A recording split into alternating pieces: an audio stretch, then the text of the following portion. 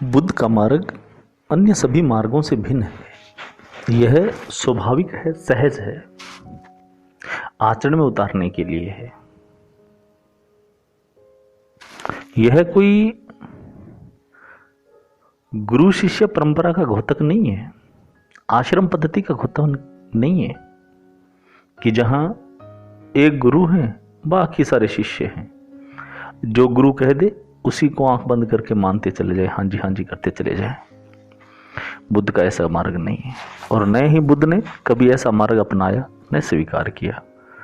वो तमाम गुरुओं के आश्रम में गए, परंतु एक अतिथि की तरह, एक यात्री की तरह वहां कुछ दिन रहे, सीखा और आगे बढ़ गए। वहीं के होकर के नहीं रहे। उद्दक रामपुत ने तो उन्हें अपने बराबर बिठाने का ऑफर किया, गुरु बनाने का ऑफर किया कि तुम इस गद्दी पर बैठो और बाकी सबको सिखाओ। मगर सिद्धार्थ गौतम गुरु नहीं बने। उन्होंने कहा कि मैं इस झमेले में नहीं पड़ता, मुझे अभी और सीखना है, मुझे और आगे बढ़ना है। और वो आगे चलते चले गए। उन्होंने मेहनत की, कठोर परिश्रम किया और पाया, और जो पाया उसी के कारण ही बुद्ध बने। अब वो सिद्धार्थ गौतम नहीं रहे, सिद्धार्थ गौतम से सम्यक संबुद्ध बने। अगर सिद्धार्थ गौतम बन करके वो उन्हीं आश्रमों में उलझ जाते तो दुनिया कभी सम्यक संबुद्ध को देख ही नहीं पाती। यह दुनिया बुद्ध के अद्भुत ज्ञान से महरूम हो जाती।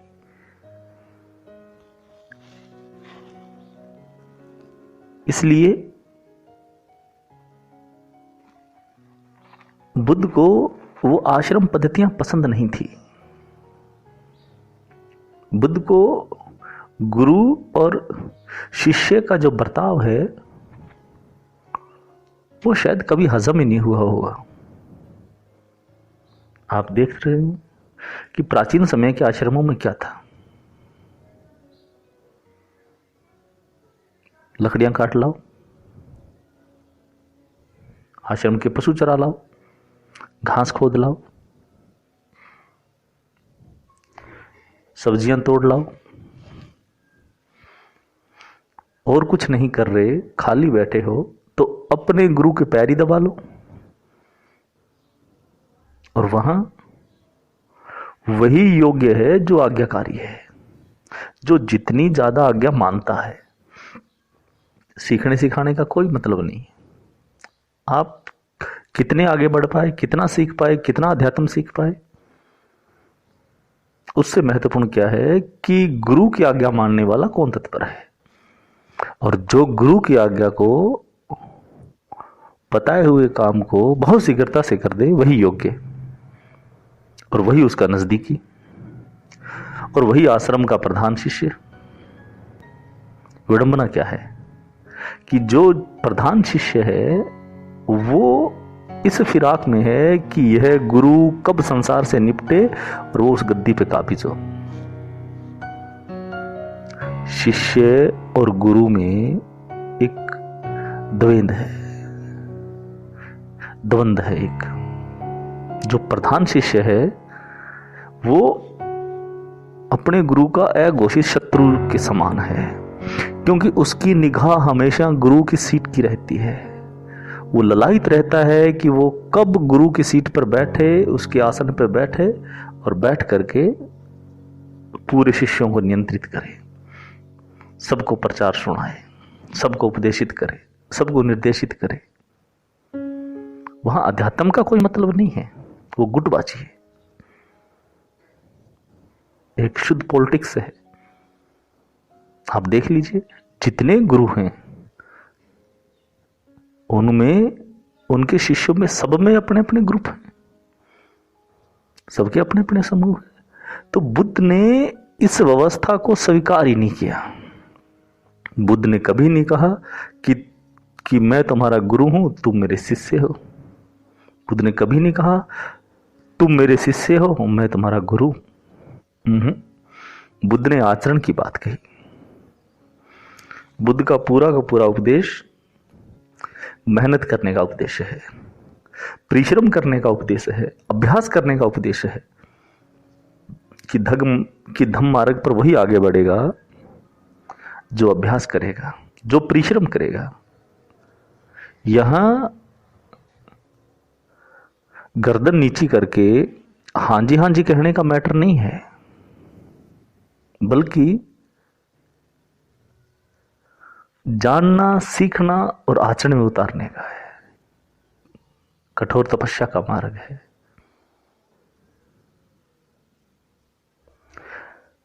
बुद्ध ने हमेशा अपने भिक्षुओं को कभी भी हे शिष्य कह करके उपदेश नहीं दिया, बल्कि या तो आयुष कहा या हे भिक्षुओं कहा। शिष्य जैसा कुछ नहीं है। और जो नए लोग धम्म में दीक्षित होकर के भिक्षु बनने की ओर अग्रसर होते, उनको बुद्ध हमेशा ही श्रमण कहते कि हे श्रमण, हे सीखने वाले, हे मेहनत करने वाले, हे शर्म करने वाले। और उसे कहते कि अगर तू इस मार्ग पर अग्रसर होना चाहता है तो तुझे 5 काम पहले सीखने पड़ेंगे, ये 5 अभ्यास करने पड़ेंगे। उसके बाद सोचेंगे कि सीलवान होकर के पातिमोक्ष का पालन करें। जो बुद्ध ने उपासकों के लिए 5 सील कहे, नए श्रामणेरों के लिए 8 सील कहे और भिक्षुओं के लिए 10 सील कहे कि जो बुद्ध के मार्ग पर अग्रसर होना चाहता है वो उन सीलों का अभ्यास करे और पातिमोक्ष का पालन करे, अनुशासन का पालन करे, विनय का पालन करे, इंद्रियों को संयमित रखे। वो चाहे उपासक है, नया श्रामणेर है या भिक्षु है, सबके लिए यह मार्गदर्शन दिया कि जो धम्म मार्ग की ओर अग्रसर है वो अपने इंद्रियों को संयमित करे। 6 इंद्रियां हैं, आंख, कान, जीभा, नाक, त्वचा और मन। ये उसके नियंत्रण में रहनी चाहिए। उसे पता रहना चाहिए कि वो क्या कर रहा है और क्या नहीं कर रहा। जब तक उसकी इंद्रियां नियंत्रण में नहीं रहेगी वह धम्म मार्ग पर कैसे बढ़ेगा, वो कैसे मेहनत करेगा।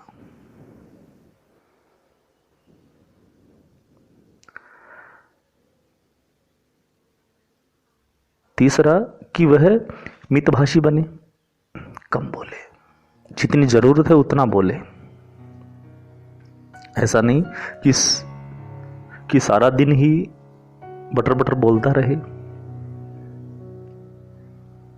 नए श्रामणेरों को, नए सीखने वालों को, नए उपासकों को, धम्म को ग्रहण करने वालों को कम बोलना चाहिए, सीखना ज्यादा चाहिए।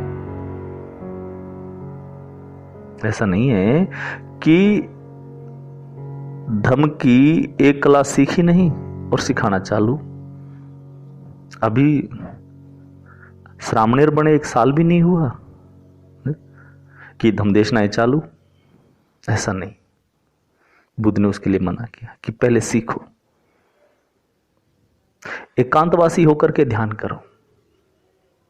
ध्यान की महत्ता कही तथागत ने। भीड़ से अलग हट जाओ, अपने आप से अलग हट जाओ, एकांत में हो जाओ, अपने श्वास का ध्यान करो, विपश्यना करो, आनापानसति का अभ्यास करो, निरंतर अभ्यास करो। जब एकांत में होंगे और उस श्वास पर ध्यान करेंगे तभी तो बहुत गहरे में जा पाएंगे। इसीलिए ही तथागत ने अपने भिक्षुओं को खाली रखा, काम पर नहीं लगाया किसी को। काम से मतलब कि बुद्ध ने कहा कि भिक्षु के लिए मिट्टी खोदना वर्जित है, भिक्षु के लिए घास खोदना वर्जित है, भिक्षु के लिए आजीविका के कार्य करना वर्जित है। भिक्षु का पूरा जीवन समाज पर निर्भर है। उसका काम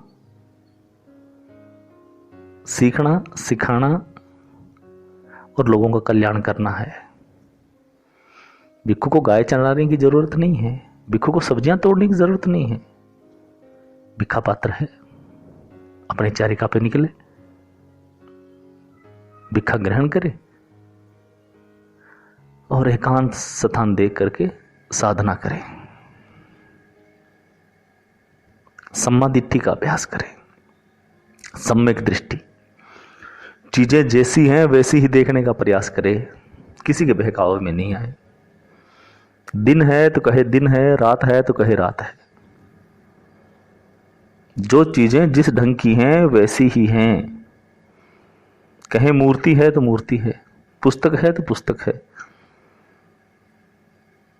चीजों को ठीक से समझने की और अपनी समझ को अग्रसर करें। प्राथमिक सतर का श्रावक अगर इन 5 चीजों को जीवन में उतारता है वही धम्म मार्ग पर अग्रसर हो पाता है, वरना नहीं। इसीलिए तथागत की जो परंपरा है वो आश्रम की परंपरा नहीं, विहार की परंपरा है, विहरने की परंपरा है, चलते रहने की परंपरा है, आचरण की परंपरा है, आचार्य और श्रवण की परंपरा है। गुरु शिष्य की नहीं है, आचार्य और श्रवण। आचार्य जो आचरणवान है, श्रवण जो उसे सीखने वाला है, जो मेहनत करने वाला है। इनके बीच कोई बंधन नहीं है किसी प्रकार का। जब तक सीखेगा तब तक आचार्य सिखाएगा। सीखना बंद कर दिया, आचार्य चुप हो गया। बुद्ध ने नियम दिया ना कि बिना मांगे धम्म ही नहीं देना। अगर सीखने के लिए कोई तैयार ही नहीं है तो उसको सिखाना भी नहीं। कितनी अद्भुत परंपरा है। व्यक्ति को स्वतंत्र कर दिया, बंधनों से मुक्त कर दिया। परंतु गुरु शिष्य की परंपरा में आप बंधन में बंधे हैं, आप मुक्त नहीं हैं। जो गुरु ने कह दिया वो ही आदेश हो गया। बुद्ध कहते हैं कि मेरी कही बात कोई मत मानना। उन्होंने अपनी बात को ही काट दिया कि जो तुम्हारी बुद्धि में ठीक बैठे, युक्ति संगत लगे, उस बात को स्वीकार करना। धम्म में कोई बंधन नहीं है, बंधन काटने का काम है। जो जितना अभ्यास करता चला जाएगा, जो जितना सीखता चला जाएगा, वह उतना ही श्रेष्ठ होता चला जाएगा। और जो नहीं सीखेगा, नहीं अभ्यास करेगा, वो पीछे होता चला जाएगा। बहुत साधारण सा नियम है।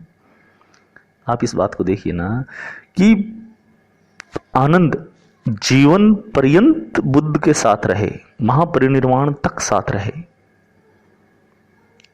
मगर आनंद के बाद आने वाले भिक्षु अरहत हो गए, परंतु आनंद बुद्ध के महापरिनिर्वाण के बाद में अरहत हुए। वहां प्रधान शिष्य जैसा कुछ नहीं है। जो जितना ज्यादा अभ्यास करता है, जो जितना ज्यादा सीखता है, वो उतना ही धम्म में अग्रसर होता चला जाता है। आप जब पहली बौद्ध संगीति हुई तो अरहत भिक्षुओं ने यह कह करके आनंद को बैठने से संगीति में मना कर दिया कि यह अरहत नहीं है। और अगर वही परंपरा आश्रम वाली होती, वही परंपरा गुरु शिष्य की परंपरा अगर होती, तो आनंद को अरहत होने की जरूरत ही नहीं थी, बल्कि वो तो सभा का अध्यक्ष बन जाता। वो कहता कि बुद्ध के बाद मैं ही हूं। मगर ऐसा आनंद ने नहीं किया, क्योंकि धम्म में ऐसी कोई व्यवस्था ही नहीं है। धम्म में मापदंड की व्यवस्था है। कौन कितना मापदंड में ऊंचा है,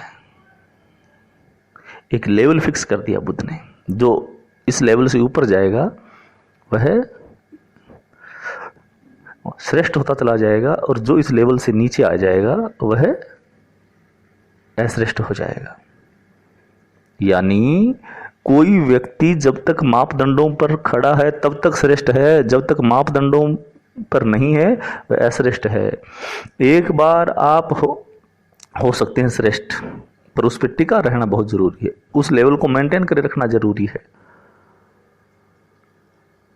अगर आप उस लेवल से नीचे आ गए, अगर आप सील पालन से नहीं कर रहे, तो आप कितने भी बड़े क्यों न हैं, आप कितने ही महाउपासक हैं, कितने ही बदंत हैं, कितने ही उम्र के भिक्षु हैं, अगर आपने उस नियम को फॉलो नहीं किया, उस मापदंड को नहीं माना, तो आप उस पद से नीचे हैं।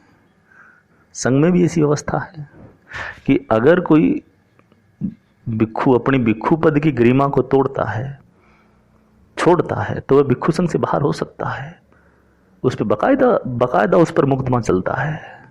भिक्षु संघ के अपने नियम है। वहां एक व्यक्ति की कोई तानाशाही नहीं है, कोई किसी का गुरु नहीं है। जो अभ्यास करेगा वो आगे बढ़ेगा। बस आपका आचार्य आपको सिखा रहा है और वैसा आचरण नहीं कर रहा, तो आपको उसे सीखने की जरूरत नहीं है। आपका श्रामणेर आपसे अपने आप ही अलग हो जाएगा। उसको अलग करने की जरूरत नहीं है, क्योंकि यहां आयु से ज्यादा क्या है, यहां आयु से ज्यादा आचरण है। सीखना महत्वपूर्ण है कि आपने कितना सीखा है, आपकी कितनी थ्योरी है, कितना पढ़ रखा है, वो नहीं, सीख कितना रखा है, आचरण में कितना उतार रखा है, वो महत्वपूर्ण है। परंतु गुरु शिष्य परंपरा में आज्ञाकारिकता है। बस गुरु कितना भी अकुशल कर्म कर दे, कितने भी निकृष्ट कार्य कर दे, वह गुरु सदैव गुरु रहेगा। अगर एक भिक्षु सीलों का उल्लंघन कर दे, धम्म विनय का पालन नहीं करे, तो वह भिक्षु नहीं रह सकता, वह लोगों की श्रद्धा का पात्र नहीं रह सकता। उदाहरण है कि सम्राट अशोक ने बहुत सारे निकृष्ट भिक्षुओं के चिवर उतराए, और अभी भी वर्तमान में बहुत सारे उदाहरण हैं कि निकृष्ट भिक्षुओं को संघ ने बाहर निकाला, उनको सिविल कपड़े पहनाए और अपनी वापसी गृहस्थी में भेज दिया।